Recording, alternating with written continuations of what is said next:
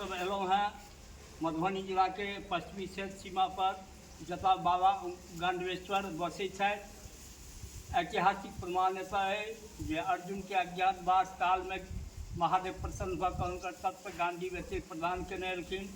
और हम सब आइ पूरा टीम यज्ञ आयोजक मंडल के स्वयंसेवकगण सौराठ पोखरौनी रोड में हुआ वाला श्री श्री 1008 आयु चंडी महायज्ञ के सफलता के निमित्त बाबा से आराधना प्रार्थना केलहुँ हैं जे हे बाबा संपूर्ण मिथिला में एहन जनजागरण करूँ जे ई यज्ञ सफल हुए और मिथिला के प्रतिष्ठा स्थापित हुए।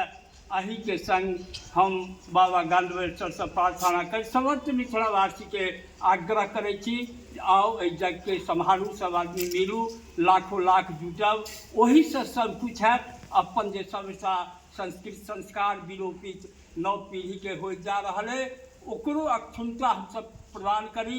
जगत जननी जानकी के धरती रहल है, शक्तिपीठ के मान्यता में रहल है और शक्ति पर आधारित ई आयु चंडी महायज्ञ नव जागरण के संग समस्त मिथिलावासी जागू और बाबा गांडवेश्वर से हमरा लोकनि प्रार्थना करै छी ई यज्ञ सफल हुए।